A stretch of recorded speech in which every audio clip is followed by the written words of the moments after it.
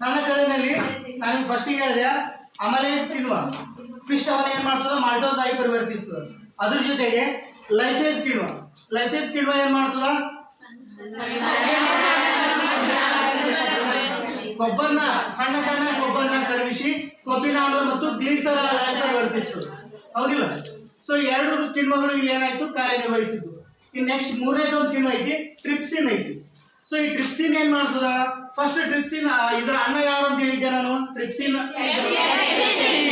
Pepsin ಏನ್ ಹೇಳಿತ್ತು ಆಮ್ಲವನ್ನಾಗಿ ಮಾಡಿ ಮತ್ತು ಅದ್ರ ಮ್ಯಾಗ ಅದು ಏನ್ ಮಾಡಿತ್ತು ಅಂದ್ರೆ ಪ್ರೋಟೀನ್ ಅನ್ನ ಡೈಜೆಷನ್ ಮಾಡಿತ್ತು. ಸೊ ಈ ಟ್ರಿಪ್ಸಿನ್ ಅದ, ಈ ಟ್ರಿಪ್ಸಿನ್ ಏನ್ ಮಾಡ್ತದ ಕೆಲಸ, ಪ್ರತ್ಯಾಮ್ಲೀಯ ಬೇಕಂತ ಹೇಳ್ತವ್ರು.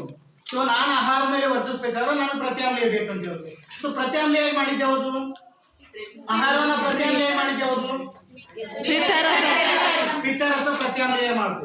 ಸೊ ಈ ಟ್ರಿಪ್ಸಿನ್ ಏನ್ ಕೆಲಸ ಮಾಡ್ತದ, ಪಾಲಿಪೆಪ್ಟೈಡ್ಗಳನ್ನ ಅಮೈನೋ ಆಮ್ಲಗಳಾಗಿ ಪರಿವರ್ತಿಸ್ತದೆ. ಪಾಲಿಪೆಪ್ಟೈಡ್ ಇಟ್ ಮೀನ್ಸ್ ಪ್ರೋಟೀನ್ ಐತಲ್ಲ, ಆ ಪ್ರೋಟೀನಿನ ರೂಪಕ್ಕೆ ಪಾಲಿಪೆಪ್ಟೈಡ್ ಅಂತ ಕರಿತೀವಿ ನಾವು. ಆ ಪ್ರೋಟೀನ್ ಏನೈತಲ್ಲ, ಪ್ರೋಟೀನ್ ಅನ್ನ ಡೈಜೆಷನ್ ಮಾಡಿತ್ತು ಟ್ರಿಪ್ಸಿನ್. ಸೊ ಇದೇ ಪೆಪ್ಸಿನ್ ಏನ್ ಮಾಡ್ತದ, ಸ್ವಲ್ಪ ಪ್ರಮಾಣದ ಡೈಜೆಷನ್ ಮಾಡಿತ್ತದು ಟ್ರಿಪ್ಸಿನ್. ಸೊ ಇಲ್ಲಿ ಟ್ರಿಪ್ಸಿನ್ ಏನ್ ಮಾಡ್ತದ, ಆ ಪ್ರೋಟೀನ್ ಅನ್ನ ಪೂರ್ತಿಯಾಗಿ ಡೈಜೆಷನ್ ಮಾಡಿ ಏನ್ ಮಾಡ್ತದ, ಅಮೈನೋ ಆಮ್ಲಗಳಾಗಿ ಮಾಡ್ತದೆ. ಅರ್ಥ ಆಯ್ತಾ? ಸೊ ಸಣ್ಣ ಕರುಳಿನಲ್ಲಿ ಈ ಮೂರು ಕಿಣ್ವಗಳು ಏನ್ ಮಾಡ್ತಾವ, ಕೆಲಸ ಮಾಡ್ತಾವ. ಸ್ರವಿಸುವ ಗ್ರಂಥಿಗಳು ಎಷ್ಟು, 2 ಗ್ರಂಥಿಗಳು ಸ್ರವಿಸಿದ್ವು. ಸೊ ಅಗೇನ್ ರಿವಿಷನ್ ಮಾಡಾಕಿ ನಾನು, ಪಿತ್ತಕೋಶ ಪಿತ್ತರಸವನ್ನ ಸ್ರವಿಸ್ತದ. ಪಿತ್ತರಸ 2 ಕೆಲಸ ಮಾಡ್ತದ. ಏನ್ ಕೆಲಸ ಮಾಡ್ತದ 2 ಅಂದ್ರ ಆಹಾರವನ್ನ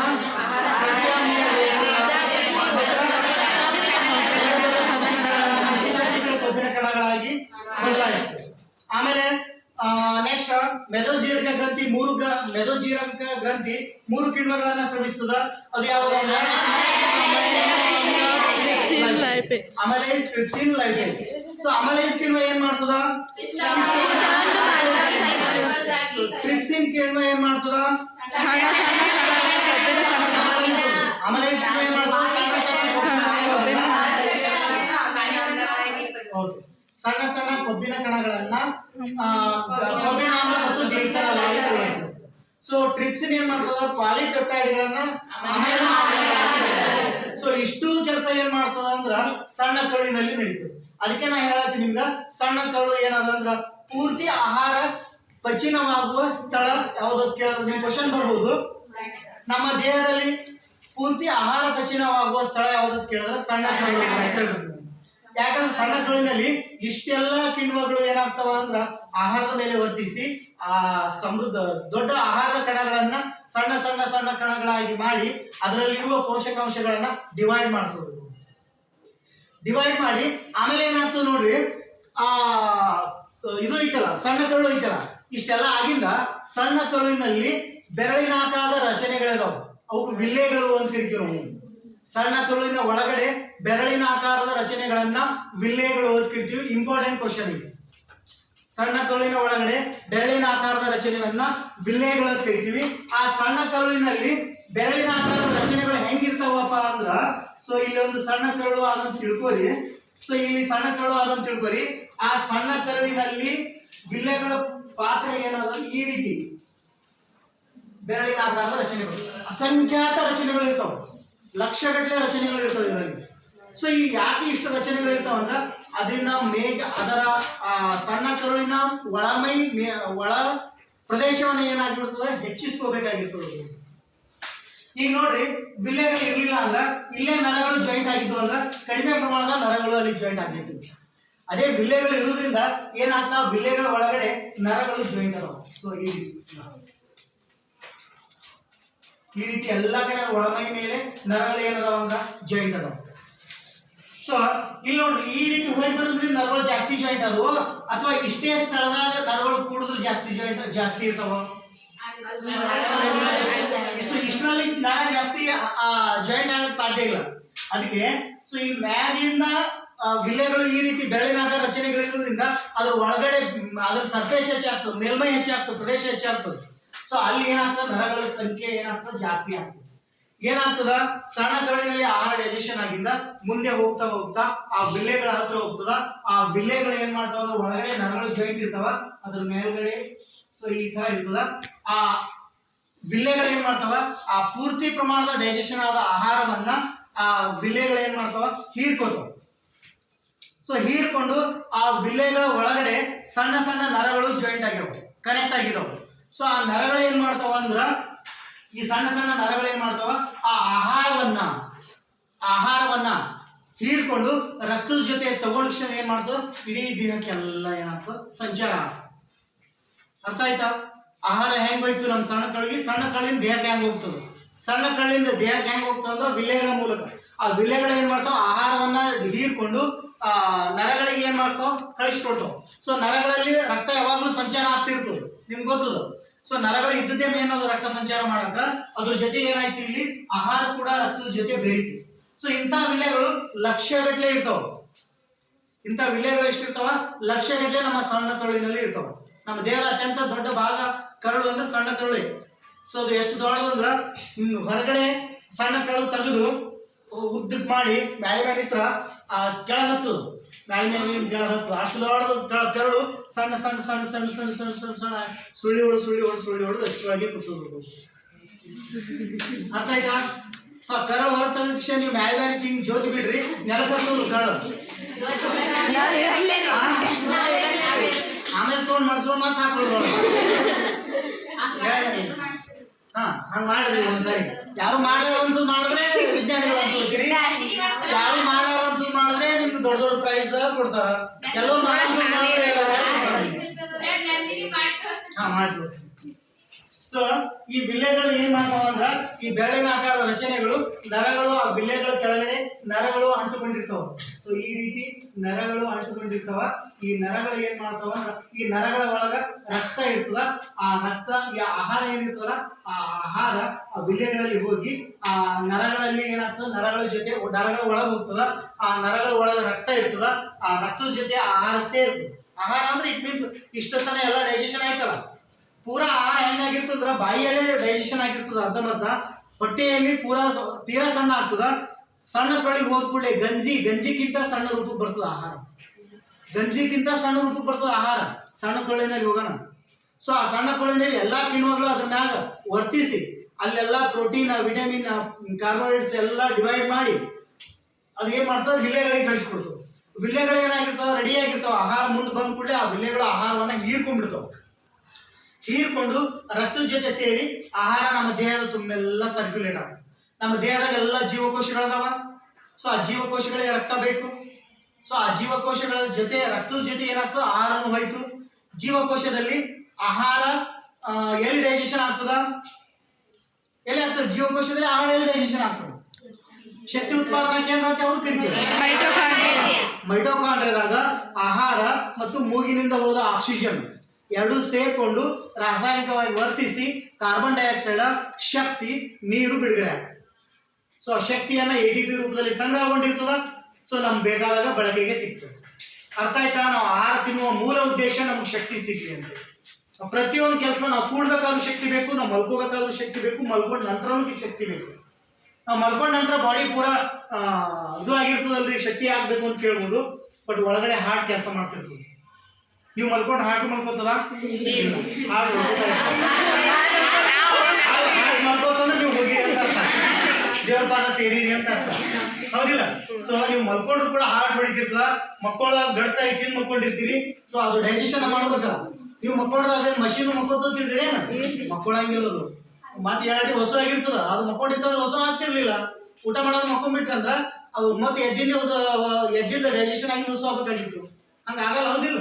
ನೈಟ್ ಮಕ್ಕಳನ್ನ ಬೆಳಿಗ್ಗೆ ಹಸು ಆಗ್ತದಿಲ್ಲ. ಸೊ ಆ ಹಸು ಹಾಕಾಗ್ತದಂದ್ರ ಮಷೀನ್ಗಳು ಎಲ್ಲ ಚಾಲು ಇರ್ತಾವ. ಡೈಜೆಸ್ಟಿವ್ ಸಿಸ್ಟಮ್ ಯಾವುದು ಮಕ್ಕೊಳಂಗಿಲ್ಲ. ಎಲ್ಲರೂ ಕೂಡ ತಮ್ಮ ಪಾಡಿಗೆ ತಾನು ಕೆಲಸ ಮಾಡ್ತಿರ್ತೀವಿ. ಹಾರ್ಟ್ ಹೊಡ್ಕೋತಾ ಇರ್ತದ, ಡೈಜೆಸ್ಟಿವ್ ಸಿಸ್ಟಮ್ ಡೈಜೆಸ್ಟ್ ಮಾಡ್ತಾ ಇರ್ತದ, ಕಿಡ್ನಿ ನೀರನ್ನ ಫಿಲ್ಟರ್ ಮಾಡ್ತಾ ಇರ್ತದ, ಬ್ರೈನ್ ಯಾವಾಗ್ಲೂ ಥಿಂಕ್ ಮಾಡ್ತಾ ಇರ್ತದ. ಥಿಂಕ್ ಇಟ್ ಮೀನ್ಸ್ ಕನಸುಗಳು ಬೀಳ್ತಿರ್ತಾವ, ನರ್ವ್ಸ್ ಎಲ್ಲ ವರ್ಕ್ ಆಗ್ತಿರ್ತಾವ ಒಳಗಡೆ, ಹೌದಿಲ್ಲ? ಸೊ ಎಲ್ಲ ತಮ್ಮ ಪಾಡಿಗೆ ತಾವು ಕೆಲಸ ನಡೆದಿರ್ತವ. ನಾವು ಮಾತ್ರ ಮಲ್ಕೊಂಡಿರ್ತೀವಿ ಅಷ್ಟೇ. ಎಲ್ಲ ತಮ್ಮ ಪಾಡಿಗೆ ತಾವು ಏನ್ ಮಾಡ್ತಿರ್ತಾವ, ಕೆಲಸ ಮಾಡ್ತಿರ್ತಾವ. ಸೊ ನಮ್ಮ ದೇಹದಲ್ಲಿ ಯಾವುದೂ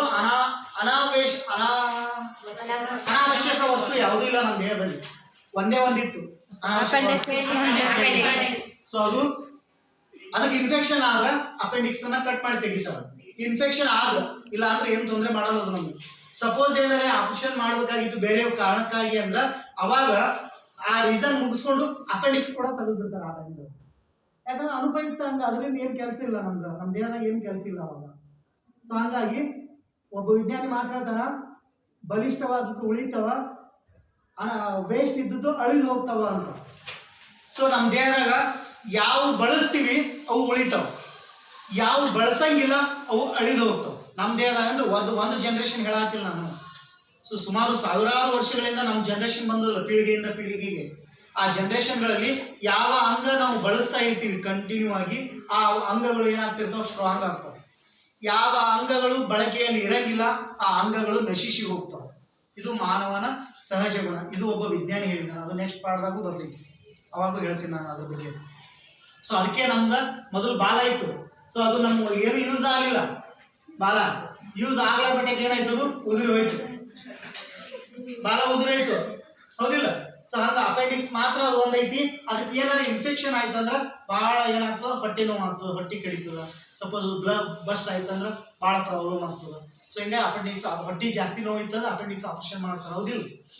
ಕೇಳಿರಿಲ್ಲ? ಹಾ, ಆ ರೀತಿ. ಅದು ಬಿಟ್ರೆ ನಮ್ಮ ದೇಹದಾಗ ಯಾವುದೇ ವಸ್ತು ಅನವಶ್ಯಕ ಇಲ್ಲ. ಎಲ್ಲ ವಸ್ತುಗಳು ಉಪಯೋಗ ಇದ್ಕೊಂಡು ನಾವೇ ಉಪಯೋಗ ಇಲ್ಲಾರ್ದಂಗೆ ಅದೇ ವೀಸೋದು. ಅದೀವ ಇಲ್ಲ? ಉಪಯೋಗ ಇದ್ದಂಗೆ ಅದಿರೇ ನೀವು ಯಾರೇ? ಉಪಯೋಗ ಇಲ್ಲಾರ್ದಂಗೆ ಅದಿರೇ ಅವರು.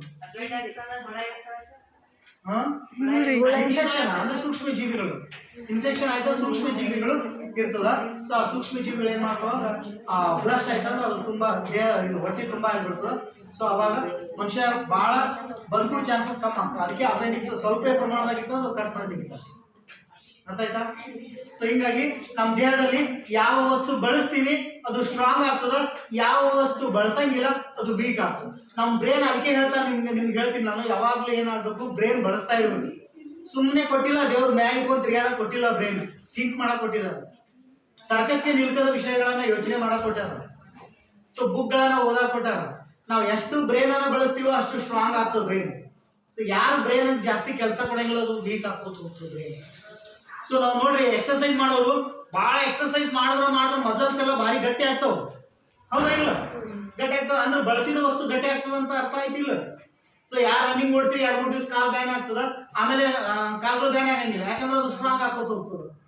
ಆ ರೀತಿ ಯಾವ ವಸ್ತು ನಮ್ಮ ದೇಹದಲ್ಲಿ ಬಳಸ್ತೀವಿ ಅದು ಮುಂದೆ ಉಳಿತದ, ಯಾವ ವಸ್ತು ನಮ್ಮ ದೇಹದಲ್ಲಿ ಬಳಸಂಗಿಲ್ಲ ಅದು ಅಳಿಸಿ ಹೋಗ್ತದೆ. ಯಾವುದೋ ಒಬ್ರು ಯಾರೋ ಒಂದು ಈ ತರ ಕೈ ಕಟ್ಕೊಂಡು ಈ ರೀತಿ ಕಟ್ಕೋರಿ, ಒಂದು 4-5 ತಿಂಗಳು ಇಷ್ಟೇ ಹಿಡ್ಕೊಂಡು ತಿರುಗಾಡಿ, ಆ ಕೈ ಒಣಗಿ ಹೋಗ್ಬಿಡ್ತದೆ. ಹಿಂಗೆ ಒಣಗಿ ಕಟ್ಟಿಗೆ ಆದಂಗೆ ಆಗ್ಬಿಡ್ತದೆ. ಈ ಮಸಲ್ಸ್ ಎಲ್ಲ ಒಣಗ್ತವೆ, ಬ್ಲಡ್ ಸಂಚಾರ ಕಟ್ ಆಗ್ತವೆ. ಲಾಸ್ಟಿಗೆ ಎಲುಬುಗಳು ಬಿಟ್ಟರೆ ಮೇಲಿನ ಚರ್ಮನೂ ಕೂಡ ಒಣಗ್ತವೆ, ಹೌದಿಲ್ಲ? ಆ ರೀತಿ ಆಗ್ತದ. ಯಾಕಂದ್ರೆ ನಾವು ಬಳಸಿದ ವಸ್ತುಗಳು ಮಾತ್ರ ಉಳಿತಾವೆ. Okay, matter ಬರೋನು. ಸಣ್ಣ ಕರಳಿನಲ್ಲಿ ಆಹಾರ ಹೋಯ್ತು, ಹೌದಾ? ಆಹಾರ ಹೋಗಿಂದ ನೆಕ್ಸ್ಟ್ ಆ ಆಹಾರ ಏನು ಸಾಲಿಡ್ ಆಹಾರ ಎಲ್ಲ ಆಯ್ತಲ್ಲ, ವೇಸ್ಟ್ ಉಳಿತದ. ಅಲ್ಲಿ ವೇಸ್ಟ್ ಉಳಿತದ ಸಣ್ಣ ಕರಳಿನಲ್ಲಿ. ಸೊ ನಾವು ಹೆಂಗೆ ಚಾಣಿಗೆ ಹಿಟ್ಟು ಸೋಸಿಲ್ಲ ಕೆಳಗಡೆ ಎಲ್ಲ ಇದು ಬಿದ್ದು ಮ್ಯಾಗ ತೌಡು ಉಳಿತದ. ಸೊ ಆ ರೀತಿ ನಾವು ತಿಂದಿದ್ದ ಆಹಾರ ಎಲ್ಲ ಎಷ್ಟು ಪ್ರಮಾಣ ಡೈಜೆಷನ್ ಆಗಬೇಕು, ಎಲ್ಲ ಡೈಜೆಷನ್ ಆಯ್ತು. ಆಗಿಂದ ವಾಪಸ್ ವೇಸ್ಟ್ ಪ್ರಾಡಕ್ಟ್ ಉಳಿತು ಸಣ್ಣ ಕರಳಿನಲ್ಲಿ. ಅದು ಎಲ್ಲಿಗೆ ಬರ್ತದ? ದೊಡ್ಡ ಕರಳಿಗೆ ಬರ್ತದೆ. ಸೊ ಆ ದೊಡ್ಡ ಕರಳಿನಲ್ಲಿ ಏನಾಗ್ತದ? ಮರು ಹೀರಿಕೆ ಆಗ್ತದೆ, ನೀರಿನ ಮರು ಹೀರಿಕೆ ಆಗ್ತದೆ. ದೊಡ್ಡ ಕರಳಿನಲ್ಲಿ ನೀರಿನ ಮರು ಹೀರಿಕೆ ಆಗ್ತದೆ. ಆ ಆಹಾರ ಪ್ರಮಾಣದಾಗ ತೀವ್ರ ಆಹಾರ ಹೋಯ್ತು ನಮ್ಮ ದೇಹಕ್ಕೆ. ಸೊ ವೇಸ್ಟ್ ಉಳಿತು, ಅದ್ರ ಜೊತೆ ನೀರು ಉಳಿತು, ನೀರಿನ ಅಂಶನೂ ಕೂಡ ಉಳಿತು ಅದ್ರ ಜೊತೆ.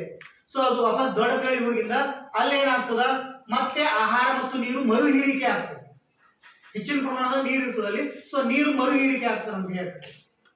ಮರು ಹೀರಿಕೆ ಆಗಿಂದ ವಾಪಸ್ ಲಾಸ್ಟ್ ಏನು ಉಳಿತದಲ್ಲ ಪ್ರಾಡಕ್ಟ್, ಅದು ಏನಾಗ್ತದ? ಹೊರಗಡೆ ಬಂದಿದೆ. ವೇಸ್ಟ್ ಲಾಸ್ಟ್ ಆಹಾರ ಏನು ಉಳಿತದಲ್ಲ ಅದು ಹೊರಗಡೆ ಬಂದಿದೆ. ಅರ್ಥ ಆಯ್ತಾ? ಸೊ ಬಾಯಿಂದ ಸ್ಟಾರ್ಟ್ ಆಗಿ ಡೈಜೆಷನ್ ದೊಡ್ಡ ಕರಳಿಂದ ಹೋಗಿ ದೊಡ್ಡ ಕರಳಿಂದ ಮರು ಹೀರಿಕೆ ಆಗಿ ಲಾಸ್ಟ್ ವೇಸ್ಟ್ ಪ್ರಾಡಕ್ಟ್ ಏನಾಗ್ತದ? ಹೊರಗಡೆ ಬಂದಿದೆ. ಸೊ ಇಷ್ಟು ನಮ್ಮ ಡೈಜೆಸ್ಟಿವ್ ಸಿಸ್ಟಮ್ನ ಕೆಲಸ.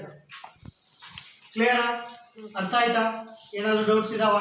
ಸೊ ಏನಾದರೂ ರಿವಿಷನ್ ಮತ್ತೊಂದ್ಸರಿ ಏನಾರ ಮಾಡ್ಬೇಕಾ ಅಥವಾ ಫಾಸ್ಟ್ ಆಗಿ ಅಂದರೆ ರಿವಿಷನ್ ಮಾಡಲ? ತಿಳಿತಲ್ಲ? ನೆಕ್ಸ್ಟ್ ಮತ್ತೆ